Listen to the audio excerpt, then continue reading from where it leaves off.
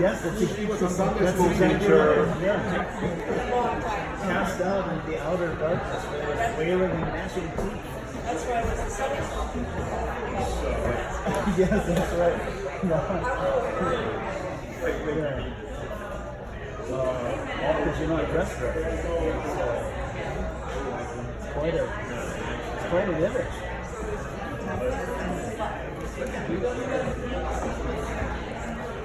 Make sure nobody sits here. I'm videotaping from Nope, you're not. Well, I only have one head in my view right now. And I know we're filming.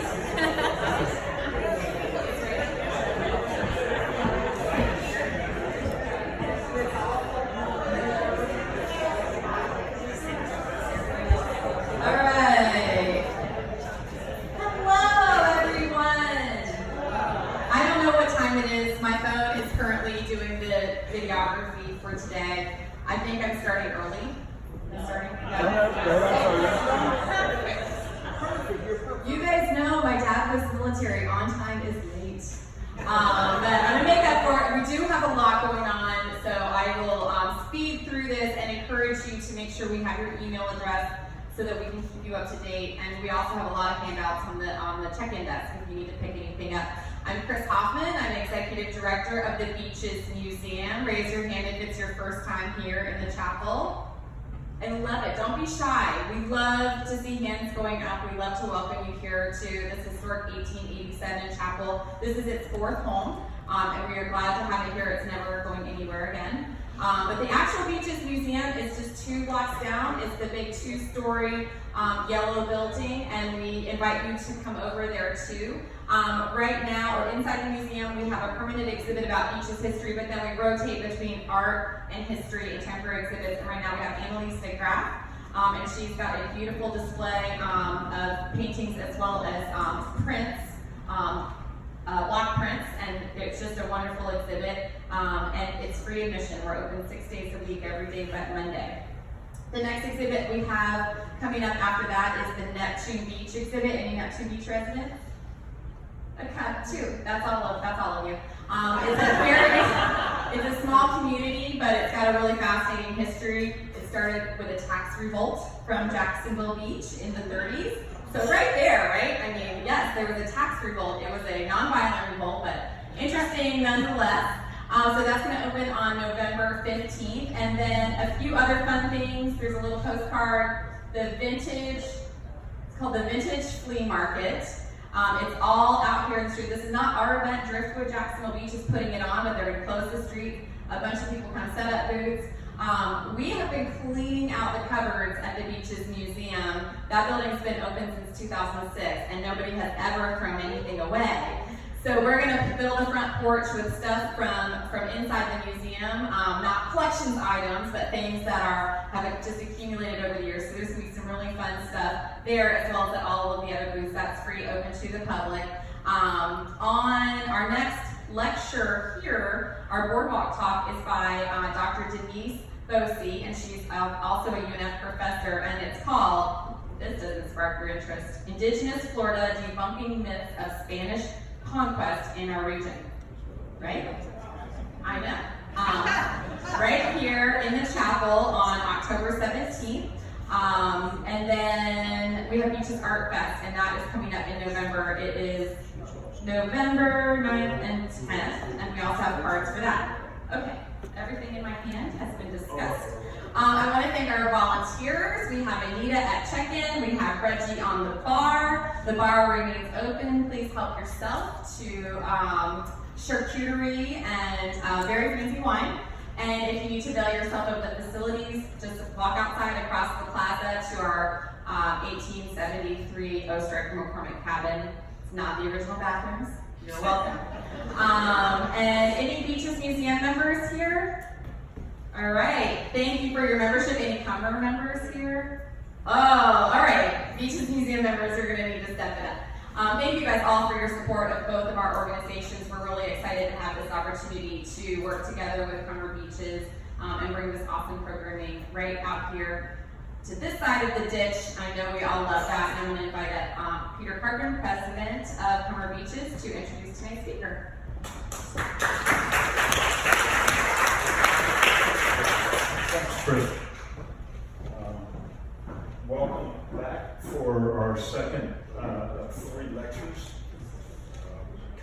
Beaches is an affinity group of the Cummer Museum, and our mission is to bring awareness of the Cummer Museum out to the beaches communities, and we're happy to host these kinds of events.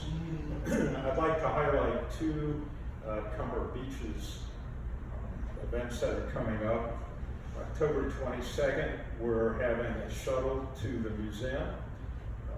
It leaves the Books A Million, which is the parking lot where Target is, at 10 in the morning, and will arrive at the museum around 11, and you can have a docent-led tour of the museum's new exhibit, Tiffany exhibit, and then it includes lunch, and you'll be back at Books A Million by 3 o'clock. So it's a short day, but it's filled with a lot of exciting things.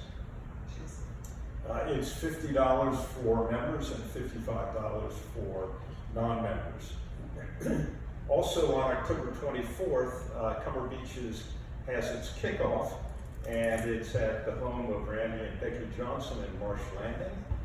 Everyone is invited, and our speaker will be the new director of the museum, Adam Levon, and it will give everyone an opportunity to ask Adam what the museum will be doing over the next few years. He's a wonderful, wonderful addition to the museum. Everybody seems to be excited about what his plans are, and I'm sure he will be happy to share them with you. Again, that's October 22nd for the bus tour and October 24th for the kickoff.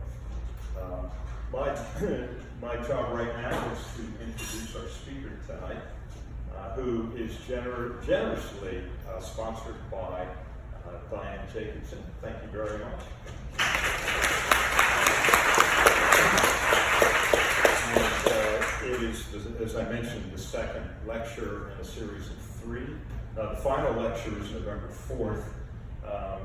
Our lecturer is Dr. Scott Brown, who is a professor of art history at UNF. He has a doctorate in history of art from Yale University. He received that in 2004.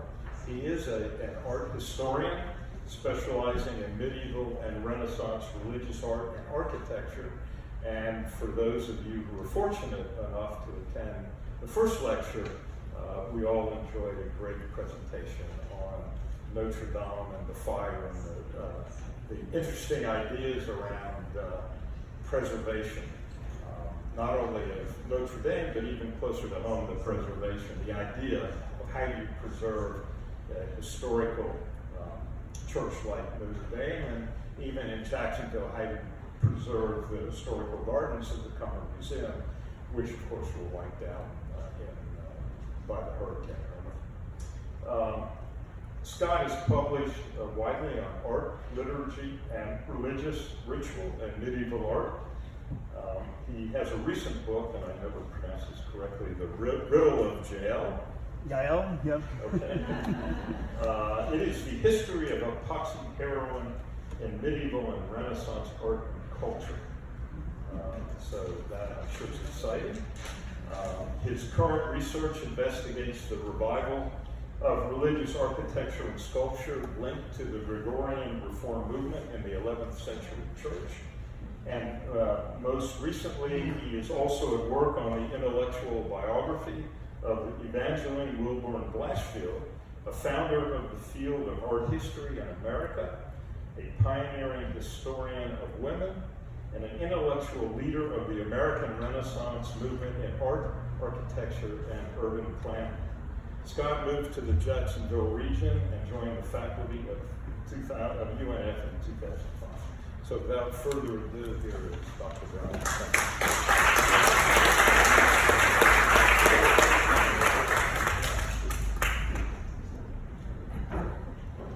So, Chris, how do I turn this on? There it is. Got it? Let's see. Is it? Am I coming through loud and clear? Do you hear me? Is it? Okay, louder. I don't think it's on. It's not on. I have a green light. Okay. Green light.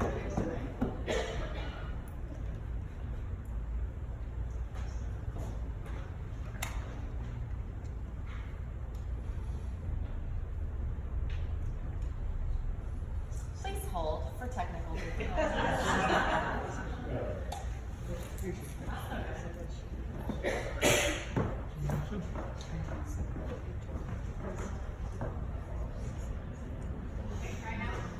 Okay, does it seem to be projecting now? No. No? No. You guys were all here for the mic check, right? It worked. I want to know why. Try it now. Okay. I can't take a bow. I'm the one who messed it up. Excellent. All right, we're in business. Hello, everyone. I want to thank, of course, the Cummer Museum. I want to thank the Cummer Beaches.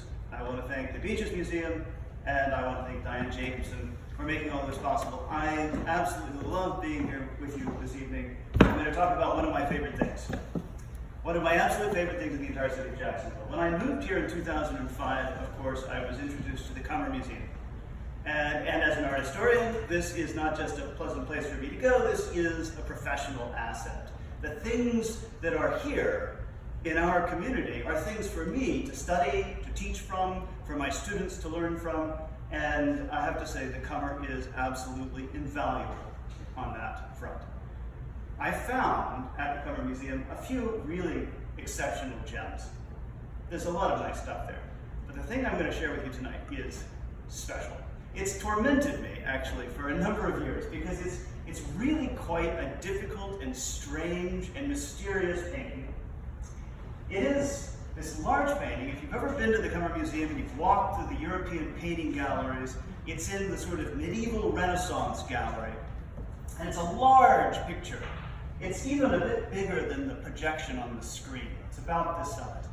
There's a lot going on in it. It's a really complicated and interesting picture, and it has a very strange subject. The parables of the Bible, and there are many of them, are well known to us, at least some of them. The parable of the marriage feast is not one of those parables that usually leaps to mind when you think of the parables of the Bible. It's actually quite an uncommon story, and there are very few representations of it. There happen to be 2 copies of ours.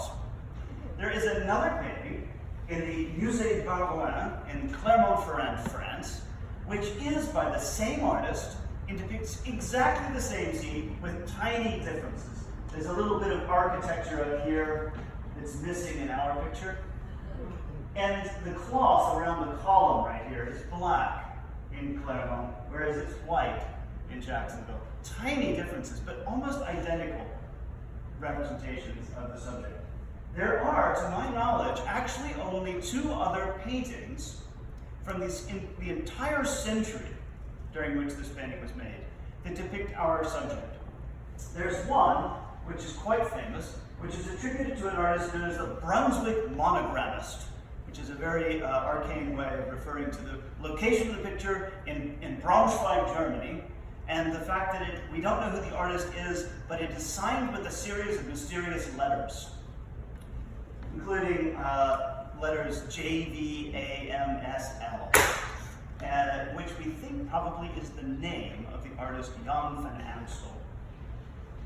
There is yet another picture, which is again by the Brunswick monogrammist of the parable of the marriage feast, and that's it. 4 paintings of this subject. Our picture is probably the earliest, in my view. It's probably the first one. But the question that comes to mind for an art historian when you're talking about a very rare subject like this is, why make a picture of it at all? Most of the subjects that end up in art get done over and over and over and over again, which means that when an artist has a reason to paint something different, there's usually a pretty good reason. There's a pretty good idea behind it. Now, this is a very complicated picture. I'm going to walk you through it. It actually has lots of different scenes going on. that correspond to the structure of the parable. The story goes like this. There's a king, and he has a son, and the son's going to get married. So the king's going to throw a big party and invite all of his vassals to come to the feast. And the vassals, who are jerks, say, no, we're not coming. And not only that, they say, I'm too busy, I have to go tend my farm.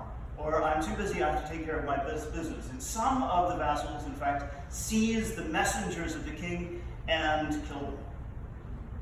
The king is naturally upset about this, and so he sends out his armies to destroy his vassals, which he does. And you can see them burning here in the background. This is the king here, who is, having slaughtered the oxen to prepare the feast, is sending out messengers. So then, having destroyed his vassals, he says, who's going to come to my party? Now, this is a fair question. I'm not sure that I would be so keen to go. But at any rate, he says, listen, I'm going to invite everyone. And he sends out his messengers into the city streets, and he calls in literally every person. He specifies, he says, I want the rich, I want the poor, I want the sick, I want the well, I want everyone. And call them all to the feast. Here they come. They're traveling in here, great hordes of people, and there are people who are staggering along on crutches, and there are people who are dressed in shabby clothes, and literally everyone is coming in. So, the feast is ready, the guests are there, and we have the table with the sun, and the feast is all played, and we're ready to eat. But then there's another drama that happens. The king looks around at the audience, at the people who've come to the feast, and he sees one person who is not dressed for the feast. And he says, seize him. Seize that man and tie him by his hands and feet and throw him into the outer darkness where there is wailing and gnashing of teeth. And that's what we see right here. Not only is he not dressed for the feast, he's not dressed. The naked man being thrown into the pit has been cast out of the feast for not being dressed appropriately. It's a very strange story. What does that mean, not to be dressed for the feast? Especially after the king invited literally everyone to come, regardless of their condition. It's a very strange story. That was very important during a fascinating period in history. This is a painting that comes from the 1530s, 1540s, maybe up to about 1550, in the region of Belgium or the Netherlands. And it is at this moment in time, in this place, that the Reformation takes hold with its greatest vigor. Martin Luther, in 1523, preached a sermon on the parable of the marriage feast. And that sermon laid out his interpretation of what it means to be dressed inappropriately and what it means to be wearing the right nuptial garment. And these paintings seem to respond to the growing crisis of the Reformation. So this is a hard story. It is a very painful story.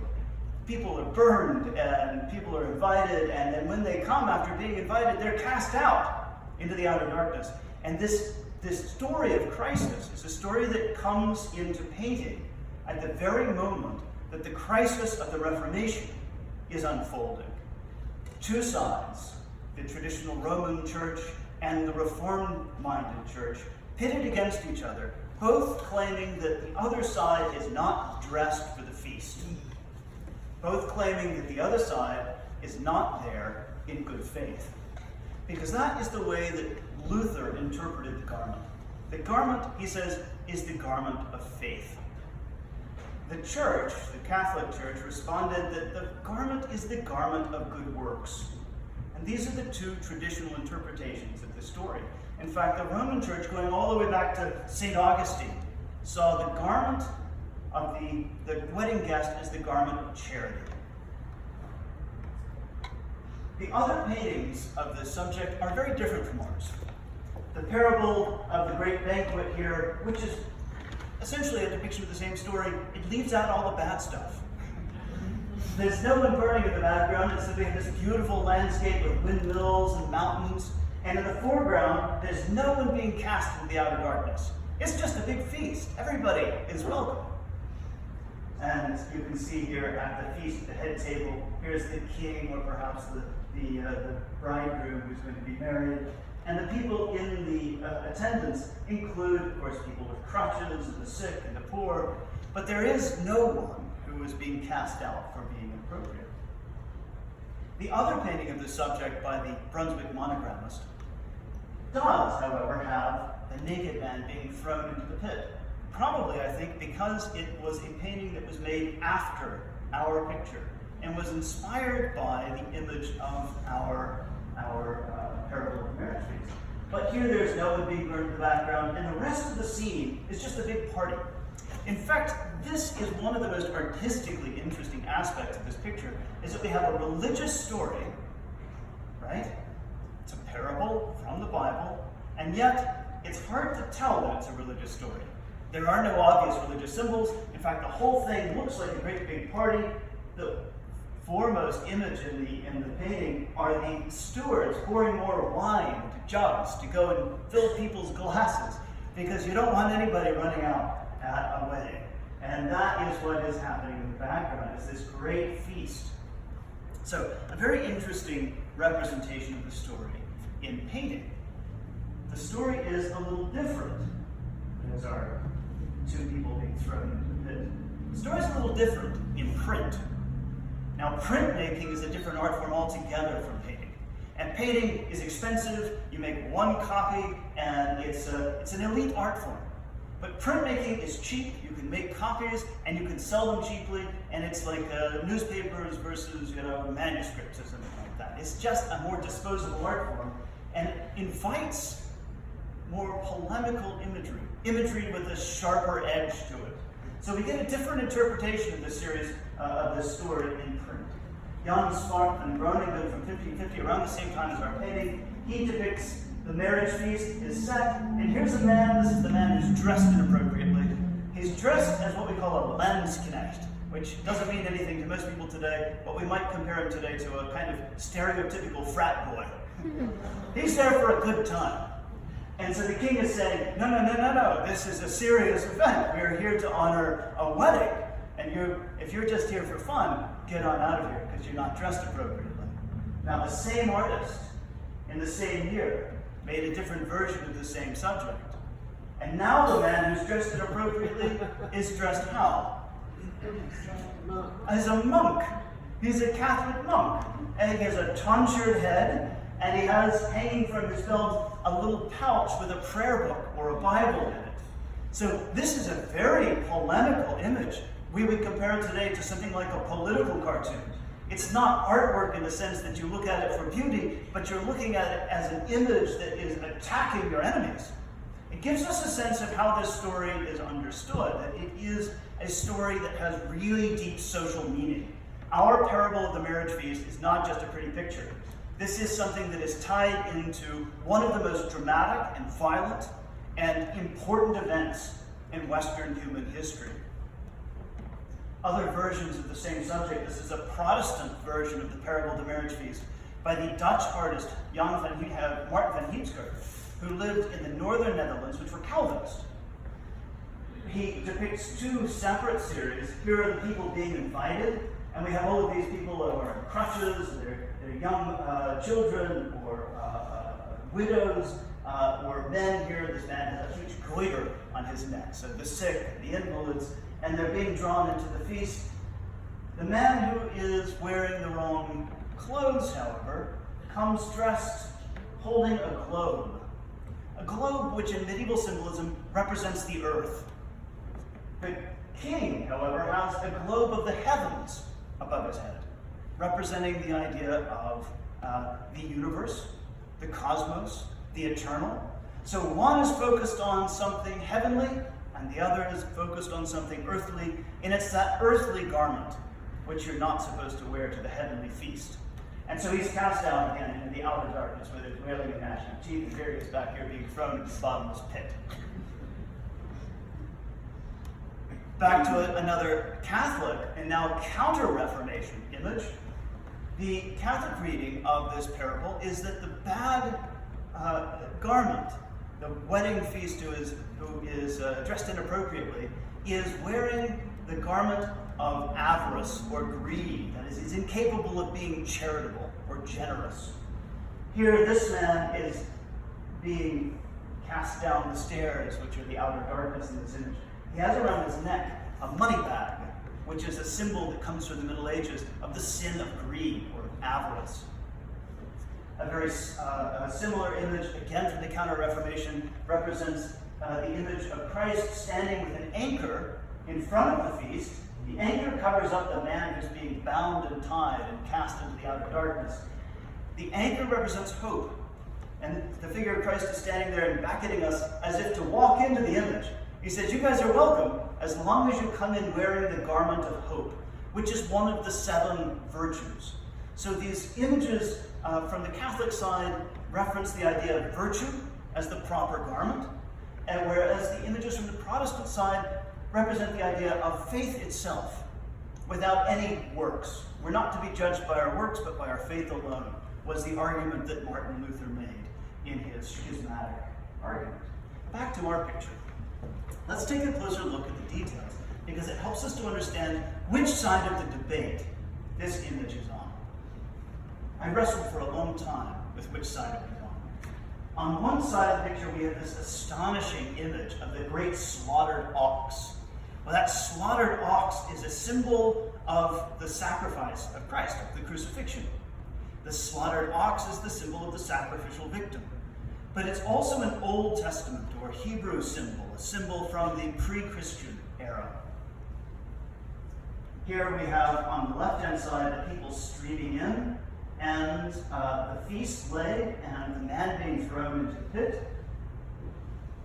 The feast is attended by a man wearing a crown of thorns, which is a very unique image. In fact, ours is the only image which has this detail, which makes it very clear that the son in the parable is, according to this interpretation, Jesus Christ. The woman seated next to him, did you know that Jesus was married? This is no Da Vinci Code up here, people. This is for real. This is the wedding of Christ to his bride, the church. The idea is that the bride of Christ is the church itself. And so we see Christ with the crown of thorns. The crown of thorns refer to his sacrifice, which connects him to that great slaughtered ox on the other side of the image.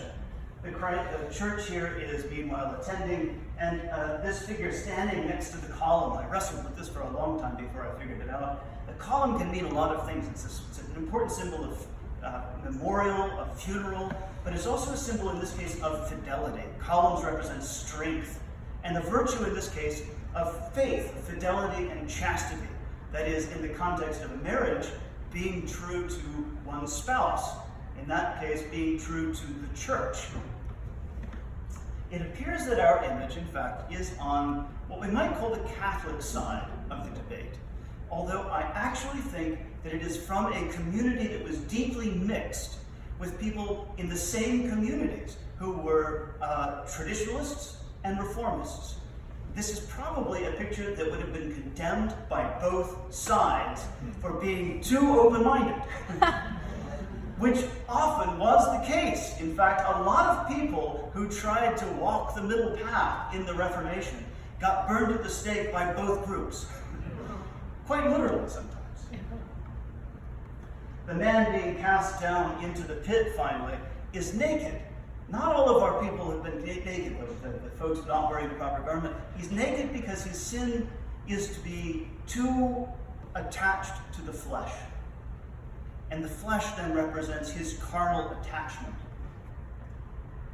The whole picture is broken down the middle between the left-hand side and the right-hand side by a series of images that are quite fascinating representations on the right-hand side of carnality, that is, of meat, the slaughtered ox, barrels of wine, dogs, filching out of baskets. Here's another little naked figure. And on the left-hand side, images of the opposite of carnality, spirituality. So we have one side which is fleshly and the other side which is heavenly. And the picture in some ways is presenting a choice to the viewer to choose which side will be on. That's exactly the choice that's represented here in this last little image of a mother with two children. In some ways, this is a metaphor for the entire Reformation. A church with two children. On the one side, the Reform, and on the other side, the tradition. The child without a garment is standing on the side of the flesh, and the child with the garment is headed towards the table with the marriage feast. That is the image that in some ways encodes the moral of this story. However, the focus of the painting is really on charity. As people are streaming in, they encounter a man with a huge basket full of bread, and he's handing the bread out to the poor as they come streaming in. This is the banquet of life. This is the bread which is being offered to the people who will attend the marriage feast. And it's also a classic image of charity, of giving. It's a clue to the context for which this painting was produced. Our painting is interesting not only for the story that it tells, it's interesting for its artistic and historical context in the Netherlands at the moment of the Reformation.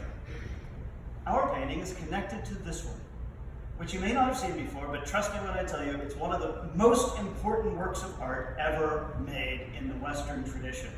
In fact, it's considered to be a first of many different things. It's considered to be the first still life painting, believe it or not.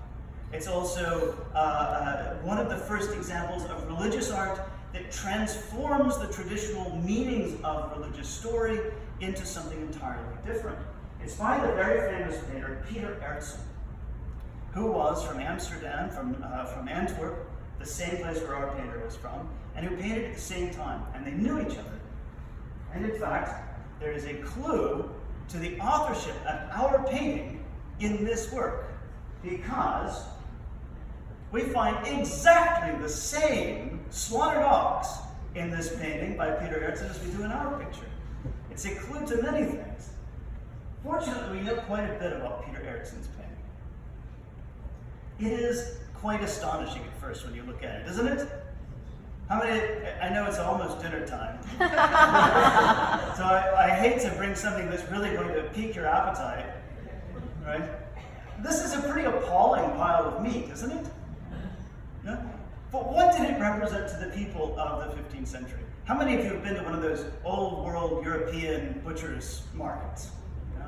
The French Hall or something like that. It's kind of impressive to see those giant piles of things that we usually don't see or we don't eat. You know, pigs' trotters and innards and all these sorts of things. Good stuff. Well, this is just a great big pile of meat. We have the calf's head, and there's some lungs and livers and pig's faces and boudin, and big halves of pork, and knobs of butter and rendered lard and pig's feet. Just an astonishing array of meat. In the 15th century, 16th century when this was painted, this pile of meat represented nothing other than privilege, wealth. This is a lot of meat, and meat was extremely expensive. In fact, it was more expensive in Antwerp than almost anywhere else, because Antwerp, although it was one of the richest cities in the world, had grown extremely rapidly during the 16th century, and it had expanded its population base, but its butchers' guild had not grown to keep pace. The butchers were members of a guild. The guild was limited by statute to only 60 families. And so as Antwerp's population doubled in the course of a couple of decades, those same 60 families continued to sell the same meat. They continued to set the prices for the meat. And so as people had more money, there was more demand, guess what happened? The prices went up. And the poor had less and less to eat. In the background of this painting, we see scattered around on the ground oyster shells. Oyster shells, because oysters were at this time the food of the poor. They were the protein of the poor. We think of oysters as a luxury today, but at the time, this was what you could get for protein if you couldn't afford big giant hunks of red meat. This giant pile of meat, thus, hanging out in the front of this picture, would be astonishing to any viewer of the 16th century as a display of richness. It's deeply connected to the subject of our picture, which contains in the background, in that little lozenge in the back, peering over the top of all the meat, we see a story, which we didn't notice at first, a religious story. In fact, I wonder if you can guess what's depicted here. There's a woman on a donkey holding a child. The donkey is being led by a man. It's Mary and Joseph and the donkey. It's what we call the flight to Egypt. When threatened by Herod, Mary and Joseph take the child and flee to Egypt with nothing more than the clothes on their back. And in this version of the story, as they're going along, a poor child comes out and begs her for something. Here you are, fleeing to Egypt with nothing more than the clothes on your back, but she stops to do what? To give half of whatever she's got to the child who's asking. That image of her giving some of her bread to the poor child stands in stark contrast then to the image of all of that meat. Now, our picture was made at the same time as this, and that slaughtered ox is the proof. The Pieter Aertsen picture was made in relation to a very specific context. It was made in relation to a controversy in Antwerp in the in 1551, specifically. The butcher's market contained at that time also the tapestry market. It was a kind of one-stop shop. You could go buy art, you could go buy meat, and they wanted to divide. The butcher's market wanted more space, and they wanted the tapestry market to have its own space, but there was no place to build. So the city of Antwerp got involved, and they said, look, let's do this. Let's get a whole bunch of guilds together, and we'll build a brand new mall, a town center, if you will. And we're going to stick it somewhere that now everybody can go. It's going to raise tax revenues, and property values are going to go up. It's going to be great for the entire city. The problem was there was no place to build it. So they used a nice trick, eminent domain. They identified somebody, a landholder in the center of the city who had enough property to build on, and they said, we're foreclosing, and we're going to take your property. Guess who owned that property? It was an almshouse. It was a hospital for the poor, where all of the sick and all of the homeless would be fed every day. It was one of the oldest and most venerable religious institutions in the entire city. And so here, in the spirit of capitalism, they seize the land of the poor almshouse, and they bring in the Butchers Guild and the Tapestry Guild and all of these other guild members. In fact, our painting commemorates that. This little sign up here has in Dutch a legalistic bill of sale statement. It says, there are behind this property 154 rods of land for sale for immediate disposal, which echoes the actual document that was used to seize this land and sell it to the guild members. Pieter Aertsen made this painting in relation to this idea of the seizure of the land and the fatness of the fat cats and the poverty of the poor. And our artist, I believe, made this painting for the poor little almshouse. It's exactly the kind of work with the right theme that would hang in a place, a charitable institution dedicated to serving the poor and the sick, and dedicated to feeding them. It's exactly the kind of story that would hang there. And the material connection to our painting suggests that that idea is perhaps in fact true, that presence of the slaughtered ox, which ties our painting to Pieter Aertsen's painting. In fact, it ties our painting to Pieter Aertsen's painting in a couple of ways that I want to elaborate on, because the story, I think, gets a little more interesting than it already is. Who painted our painting? You might have noticed I've been a little cagey about this. I haven't said. If you go down to the Cummer Museum of Art, you'll see that the wall text there says that it is a painting by Pieter Aertsen. In fact, when the Cummer acquired the painting, it was sold with an attribution to Pieter Aertsen, who painted our meat stall picture. But I can tell you it is not Pieter Aertsen who painted the Cummer picture. It is not. It's an artist who's closely related. So closely related that they collaborated. So closely related, in fact, that it is not Pieter Aertsen who painted this slaughtered ox in the background, but the painter of the Cummer marriage feast. Pieter Aertsen didn't paint our painting, our painter painted his. In fact, our artist specialized in painting background scenes. Painted the background here of the Aertsen meat stall picture. Painted also for another very famous artist of the period who did some sort of the same work. Religious stories that don't look religious at first. Okay? This is the painter Jan van Hamessen, the prodigal son, 1535. You all know the prodigal son parable. Probably the son gets his inheritance, he squanders it on drink and good times, and then he has to go crawling back to dad and swallow his pride, and the father accepts him back into the fold. Here we have the party. The prodigal son is having fun.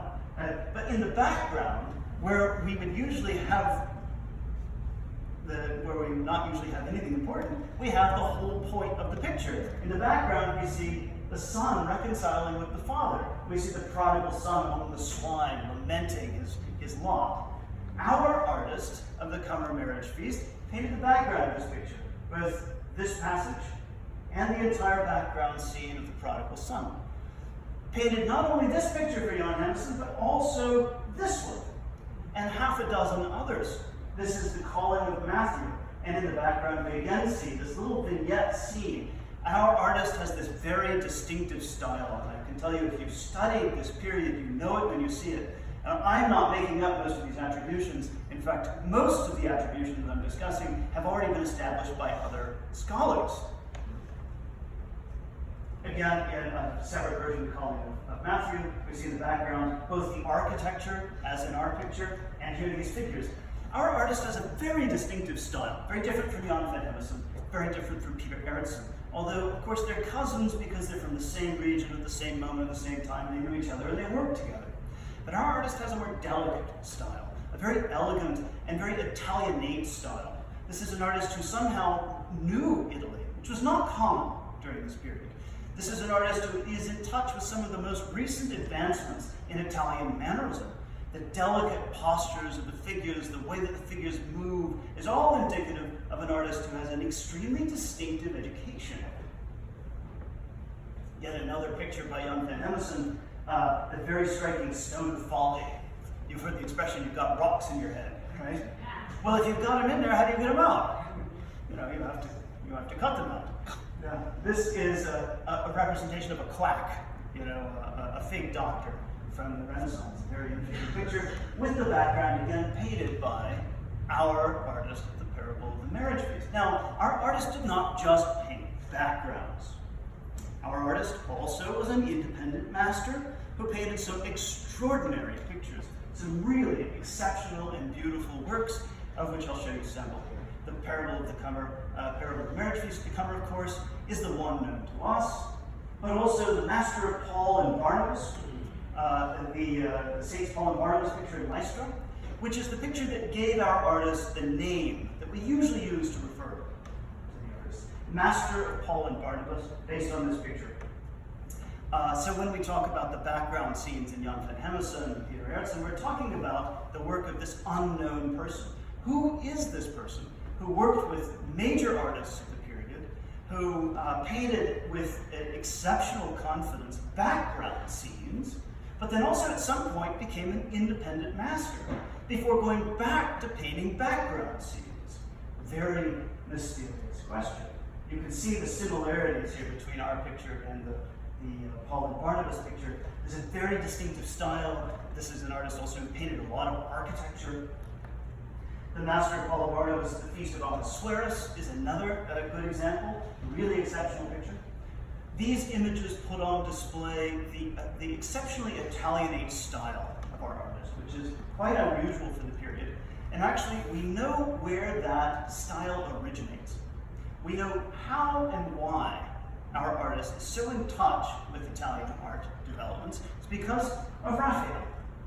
Raphael, the famous Italian Renaissance master, painted a series of what are called cartoons. They're essentially designs for tapestries. You paint the cartoon, and then the tapestry weavers imitate the design of the cartoon. Raphael painted a series of cartoons which were sent in 1516 to Brussels in Belgium before they were given to an Antwerp artist whose name is Pieter van Aelst. And they stayed in Pieter van Aelst's studio from 1530 until 1575. And our painter, other scholars, not me, have established that the master of Paul and Barnabas, the painter of the Cummer picture, that style reflects the cartoons of Raphael's cartoons. And so we know it must be someone connected not only to the very famous artist, Jan van Aelst, and the very famous painter, Pieter Aertsen, but also the very famous painter, Pieter van Aelst, who had these cartoons from Raphael. This narrows the search a bit, but it's complicated now. It's tricky because we know a lot of names of people. We know a lot of identities. We actually have the Guild book from Antwerp, the Guild of Artists. And so we have practically all of the names of all of the professional artists that exist in the entire city of Antwerp. You would think we would be able to figure out who this mysterious master is. No one has. It remains perplexing, although there are clues, and I will share with you tonight my solution. There is one painting attributed to the master of Paul and Barnabas, which has an initial.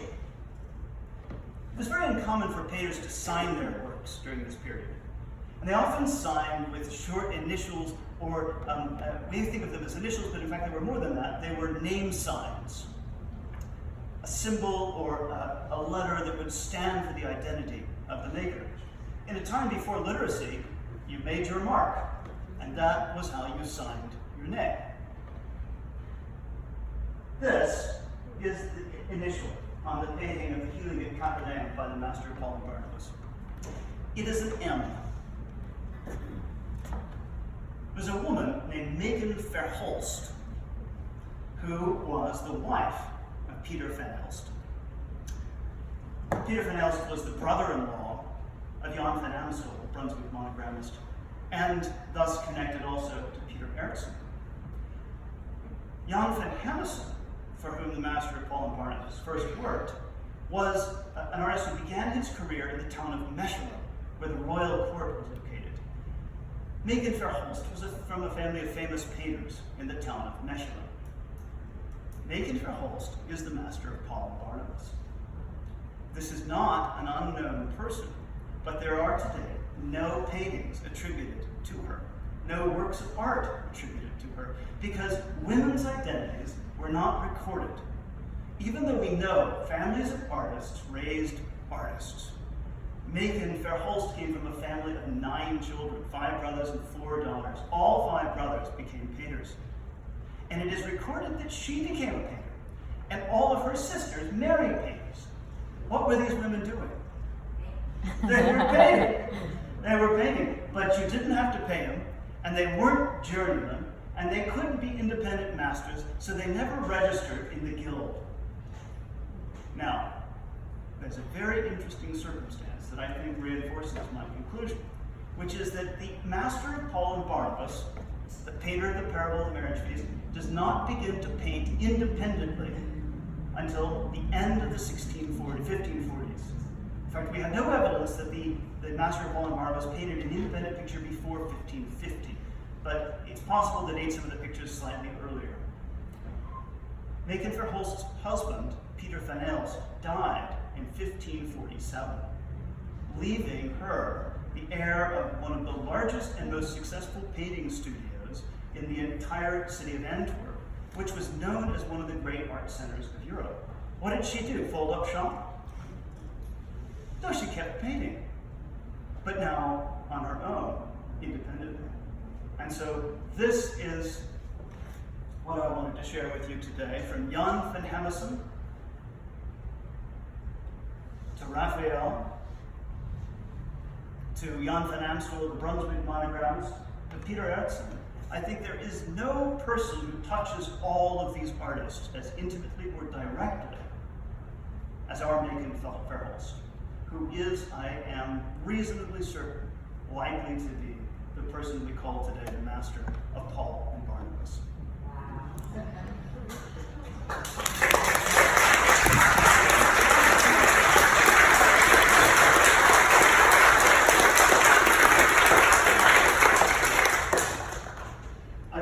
take any questions. Yes? In discussing the slaughtered oxen, you stated that there was a symbol, use the word symbol, excuse me, in the Hebrew Bible. What was that symbol? The ox itself is the symbol. The way that people of in Christianity, especially in the Middle Ages and the Renaissance, read the Hebrew scriptures is as symbolic prefigurations of the New Testament. And so, for instance, everything that happens in Old Testament history or in Hebrew history is considered to be the prediction of something to come. When Abraham takes Isaac up on top of the mountain to sacrifice him, it's the symbol of Christ's sacrifice. Likewise, when you make sacrifices in the temple in the Hebrew Bible, those sacrifices in the temple are thought to be prophetic or symbolic of Christ's sacrifice. So it's the ox itself as a symbol of Old Testament sacrifice, or an Old Testament sacrifice as a symbol of New Testament sacrifice. Thank you. Yeah. Yes? I'm always impressed by what Mrs. Cummer purchased. Is Mrs. Cummer the one who purchased this art? This is not a Cummer painting, as a matter of fact. It was acquired in 1965 when Joseph Jefferson Dodge was the curator. In fact, he knew that it was not Pieter Aertsen. He was such an acute man. In fact, I've read the curator's notes in the accession file at the Cummer. And although the painting was acquired with an attribution to Pieter Aertsen, he was aware that it was probably not Pieter Aertsen, and he had a wonderful interpretation of it, which is partly reflected in my comments today. Yes? What's the thinking on how the collaborations, that is, having another artist do the background painting? I mean, did they share studios or? So the workshops and this is very important, and of course I didn't go deeply into it, so I'll say a word about it here. The painting workshops of the day were large corporate affairs. You had a master, and in fact that didn't mean you were good, it just meant you were licensed. A masterpiece, as I tell my students in the Renaissance, was not the best thing you ever made, it was the first thing you ever made. Because you had to make a masterpiece to qualify as a master. Think of it like a master's exam, which a student has to write to get a degree. You hope it's not the best thing they ever produce, right? There's life after grad school, I tell my kids. The fact of the matter is that these workshops were complex. They included the master, also apprentices who had an official student capacity in the workshop that did work for the master, and also journeymen who worked on a contract basis. We don't know much about how journeymen work because you didn't have to write it down anywhere. Apprentices would be noticed in the guild register, but journeymen wouldn't. So an artist like Pieter van Aelst or Pieter Aertsen, they would have a large workshop because they had many commissions. And if you wanted a painting by this guy, you had to go in and get a contract that said how much they were going to paint. Because otherwise they'll just give all the work to their journeyman and save their work for somebody else. We actually have contracts. They don't survive with great frequency, but they spell out in great detail that the master must paint, for instance, all of the chief figures, which means that a journeyman might come in and paint the background. Now you also had specialists. There were some painters who really just specialized in painting architecture, or who specialized in painting flowers, for instance. And you would get this person to come in and do the specialist flowers, and you would paint the figures into the scene. So there's no one simple answer for how it works, but most paintings probably have multiple hands. There are very few works that would be entirely made by the master, especially because Renaissance paintings were made over a long period of time that involved drawing, sizing, underpainting, layers of painting, and then final finishing touches, which are the ones that we see on top, but everything underneath really influenced the final result as well. Yes, Tad? Could you contract to have your likeness put into the work of art, let's say the Night Watch? There, prosperous people in town could get their picture, their likeness installed in the picture. Is that true here? Oh yes, absolutely. You could have yourself painted into the picture, but that's going to cost you. Yeah. No, that's serious custom work. In fact, one of the other interesting things is how often artists just reproduce works. We see this with the parable of the marriage feast. There are two nearly identical copies. Probably both were not made to the same extent by the master. That is, once you had one version that was the authoritative version, then you could set somebody else to copy it, right? And the work you're talking about would be definitely something that you would contract for, and you would have to specify how large you were going to be and where you were going to be in the composition, and how you'd want to be dressed, and then you'd have to do a pose for it, and that would definitely all add to the cost and to the value of the work. No. There's no portraits in this picture, though. Certainly, in these pictures, there's no one large enough to recognize. Yes? So would somebody have commissioned this picture? Yes, in all likelihood, this was a commission. No one would set out to paint this work because there was no market for the subject. As I said, there's only 4 paintings by 2 different artists. 2 works and 2 works. So it's a very clear sign that nobody's just sitting around painting the parable of the marriage feast because everybody wants to buy a copy. This would have absolutely been a commission, I think. There's no other way to explain the specificity of the subject, and not only the specificity of the subject, but the specificity of the way the artist interpreted the subject, which is clearly connected to a specific interpretation. So, Yes. so a second question then, to what degree would the person who commissioned the painting have influence over what it looked like? Well, that's a very good question. How much influence would have the commissioner have over the interpretation in the artwork? Quite a bit in this case. So artists were good at painting, but they were not necessarily literate or educated or deeply knowledgeable about theology. And so in this case, you would definitely be working with someone who had the ideas and who was coordinating with you on the meanings that you wanted to go into the work. There are certainly some things that artists did, they were so comfortable and familiar doing, that they didn't need anyone to advise them. The masterpiece is a good example. You had to be able to paint either a virgin and child or a crucifixion. Those were the 2 masterpiece subjects. And if you couldn't do that, then people knew you weren't qualified to be an artist. But a more obscure subject like this, then we start to think about there being someone other than the artist who's advising us. And if it were painted, for instance, for our almshouse, then they would have had a very specific meaning or idea in mind. Yes? So are you saying that the artist is not expressing his or her interpretation of the world? That's absolutely right. The artist is not expressing their interpretation of the world necessarily. I will say that artists certainly have a personality in these works, and you can get a sense of the personality of Pieter Aertsen and the kinds of works he wants to paint. And he's quite ingenious. One of the big things that the artist is doing here is flipping. We call it mannerist inversion. So the patron would not have suggested this. The artist comes up with this ingenious idea of, let's stick the important religious subject in the background, and let's show a fun party, a nice picture in the front. I think that probably is something that comes from the artist and represents the artist's own instincts for art, their personality, their interests. But yes, when you're painting works on commission, people don't really want your personality. They have something else in mind. Our modern notion of the artist as a person that we want to know through their work, that's a very modern notion. Yes, sir. The role of color is always interesting in ancient masterpieces. I wonder if the red in this painting, is any connection to Titian? That was his favorite color, and he kind of established it. Or am I just No, probably no direct connection to Titian, but you're right that palette is, this is an aspect of artistic personality, in fact, because artists do have different color palettes during this period.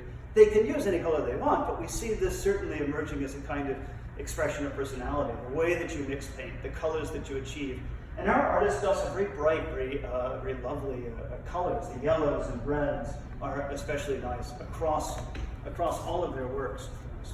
I'm thinking about going back, but there is a red palette in a lot of these works, especially the Ahasuerus picture, the feast picture that I showed. But probably no direct connection to Titian.